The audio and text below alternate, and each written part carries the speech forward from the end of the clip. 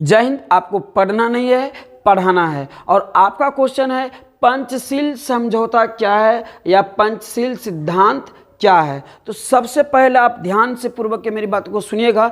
एक एक ऑब्जेक्टिव से लेकर सब्जेक्टिव हम इस क्वेश्चन से टोटल आपको समाप्त कर देंगे। तो ध्यान से पहले आप पंचशील समझौता क्या था। तो सबसे पहला पॉइंट आपको याद रखिएगा बबुआ, सबसे पहला पॉइंट आपको याद रखिएगा, पंचशील समझौता है सन 1954 ईस्वी में हुआ था। पंचशील समझौता कब हुआ था? तो सन 1954 ईस्वी में। जो बात हम बोलेंगे यही सब्जेक्टिव में लिखना है आपको, ठीक है। और ऑब्जेक्टिव क्लियर कर देना, एकदम फोड़ देना, चकनम चूर उड़ा देना, ठीक है। तो पंचशील समझौता 1954 ईस्वी में हुआ था। अब बात रहा यहाँ बात कि पंचशील समझौता हुआ था किसके बीच। तो आपको याद रखिए प्यारे, पंचशील समझौता भारत और चीन के बीच हुआ था। पंचशील समझौता किसके बीच हुआ था? तो भारत और चीन के बीच हुआ था। देखिए अब क्यों होता था कि भारत और चीन के बीच एक रेखा है जिसका नाम है मैकमोहन रेखा। क्या नाम है? भारत और चीन के बीच को रेखा के क्या नाम, किस नाम से जाना जाता है? तो आपको याद रखिए कि भारत और चीन के बीच के रेखा को मैकमोहन रेखा कहते हैं। क्या कहते हैं? मैकमोहन रेखा। और उसी के बगल में तिब्बत है। अब तिब्बत है, अक्सर भारत और चीन के बीच तिब्बतों के लेकर विवाद होते रहता था, ठीक है नहीं। विवाद क्या होता था? दोनों के बीच होते रहता था, भारत और चीनों के बीच, जिसके वजह से हमेशा तानाशाह बना रहता था। तो हुआ क्या कि मतलब भारत की प्रधानमंत्री पंडित जवाहरलाल नेहरू, क्या नाम था उसके? तो पंडित जवाहरलाल नेहरू भारत के प्रधानमंत्री। तो उस समय जिस समय उनकी 1954 में जब भारत और चीन के बीच समझौता हो रहा था, उस समय यहाँ के प्रधानमंत्री कौन थे? तो पंडित जवाहरलाल नेहरू। और चीन के प्रधानमंत्री का नाम था चाउ एन लाई। क्या नाम था? तो चाउ एन लाई। दोनों ने एक आपस में समझौता किया। समझौता मतलब बैठक होता है, ठीक है ना। वार्तालाप के थ्रू क्या किए? एक समझौता किया। बैठने के बाद बोला देखिए तिब्बत जो है क्या होता था, तिब्बत जो है व्यापार और व्यवसाय के एक बहुत बड़ा केंद्र था। व्यापार और व्यवसाय का बहुत बड़ा क्या था? चीन और भारत के दोनों के बीच तिब्बत से क्या होता था? व्यापार और व्यवसाय की क्रिया होता था, ठीक है ना। लेकिन कभी कभी रहता था हमेशा झगड़ा हो जाता था इसके वजह से। इसी वजह से भारत की प्रधानमंत्री पंडित जवाहरलाल नेहरू, भारत के प्रधानमंत्री पंडित जवाहरलाल नेहरू और चीन की प्रधानमंत्री चाउ एन लाई, जिसको प्रीमियर प्रधानमंत्री के नाम से जाना जाता, प्रीमियर प्रधानमंत्री यानी पंडित जवाहरलाल, सॉरी यहाँ का चीन का कहाँ कौन था? चाउ एन लाई। दोनों ने आपस में समझौता की। कब किए थे समझौता? तो सन 1954 ईस्वी में किए थे। अब आपको क्वेश्चन यहाँ पर यह भी आ सकता है कि पंचशील सिद्धांतों पर कितने बातों पर हस्तक्षेप किया गया था। तो आपको याद रखिएगा पंचशील, पंच मतलब पांच, तो पंचशील समझौते पर 5 बातों पर हस्तक्षेप किया गया था। पहला क्वेश्चन, पंचशील समझौता कब हुआ था? तो बोलेगा पंचशील समझौता भी तुरंत हम बताएं प्यारे कि पंचशील समझौता सन 1954 ईस्वी में हुआ था। फिर आपको क्वेश्चन यह भी पूछा जा सकता है कि पंचशील समझौता किन 2 देशों के बीच हुआ था। तो आपको याद रखिएगा पंचशील समझौता भारत और चीन के बीच हुआ था। एक क्वेश्चन ऐसा भी आ सकता है प्यारे कि पंचशील समझौता में कितने बातों पर हस्तक्षेप हुआ था। तो पंचशील समझौता में 5 बातों पर हस्तक्षेप हुआ था। यह भी पूछा जा सकता है कि पंचशील समझौता में चीन के प्रधानमंत्री के क्या नाम थे। तो आपको याद रखिएगा पंचशील समझौता में चीन के प्रधानमंत्री का नाम था चाउ एन लाई, चाउ एन लाई। और भारत की प्रधानमंत्री के नाम थे पंडित जवाहरलाल नेहरू। क्लियर यहाँ तक? अच्छा, भारत और चीन के बीच कौन सा रेखा था? तो तिब्बत। क्या था? तिब्बत। यहाँ तक क्लियर? यहाँ तक क्या हो गया? क्लियर। तो पहले यहाँ तक बात समझ लीजिए।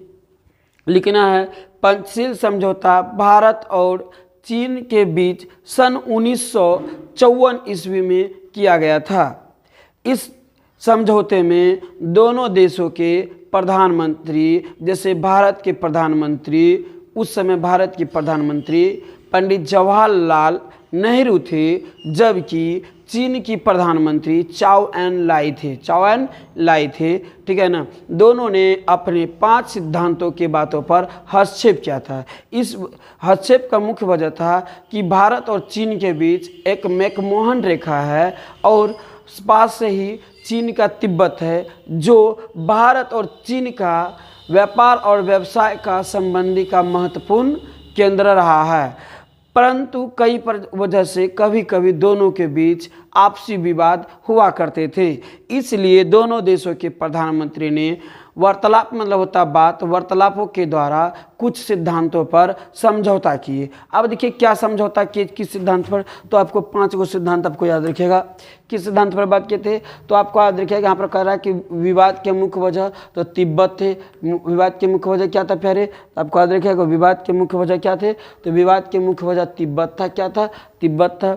कह रहा है कि इससे 5 सिद्धांत, तो पहला सिद्धांत क्या था, कह रहा है कि दोनों के एक दूसरे के आंतरिक मामले में हस्तक्षेप नहीं करेंगे। मतलब होता क्या था कि व्यापार संबंधी कार्य करने आता जाता था, अब जान जाता था का कमजोरी है, साला विवाद कर देता था वो, ठीक है ना। तो बोला कि दोनों के एक दूसरे के, दोनों क्या बोला कि दोनों एक आंतरिक मामले में क्या नहीं करेंगे, विवाद नहीं करेंगे। क्या बोला, दोनों एक दूसरे के आंतरिक मामले में। आंतरिक मामले क्या है, भारत में क्या हो रहा है, दुख है कि सुख है, चीन वाला का क्या जरूरत है, यहाँ की प्रधानमंत्री ने कुछ करेंगे जी।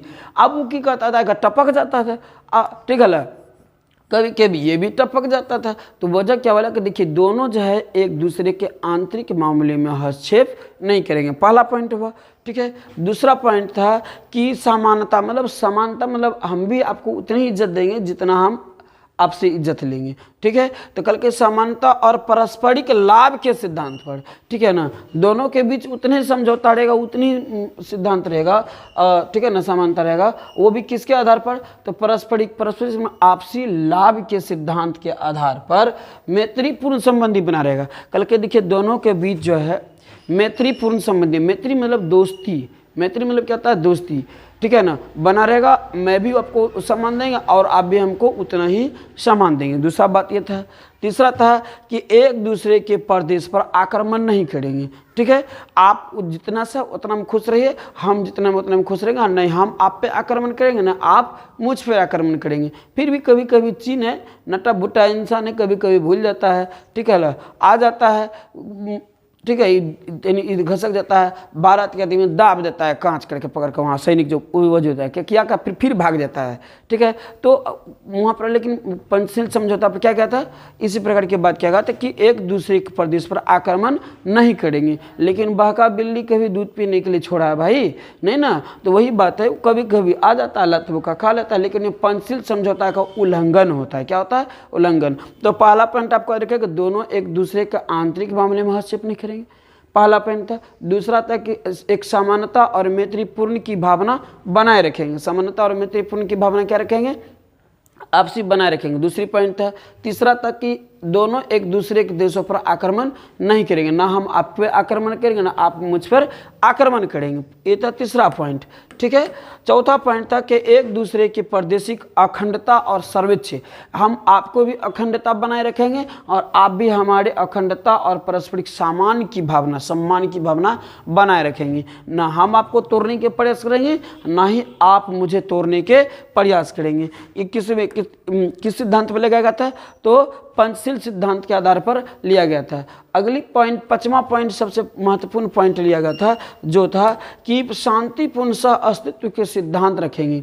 यदि किसी प्रकार की बात हो भी जाती है तो उसको वार्तालाप के द्वारा शांति प्रिय उसको समझाने के प्रयास करेंगे, ना कि बम बारूद हथियारों की प्रयोग करेंगे, हस्तक्षेप बलों को प्रयोग ना करेंगे। उसके किसके द्वारा समझाना है, वार्तालाप के द्वारा। कितने सिद्धांत में लिखा गया था, तो पंचशील के 5 सिद्धांतों में लिखा गया था। तो मेरा क्वेश्चन है कि पंचशील समझौता कब हुआ था, अब क्वेश्चन लिख लीजिए और आंसर हमको भेज दीजिएगा, ठीक है।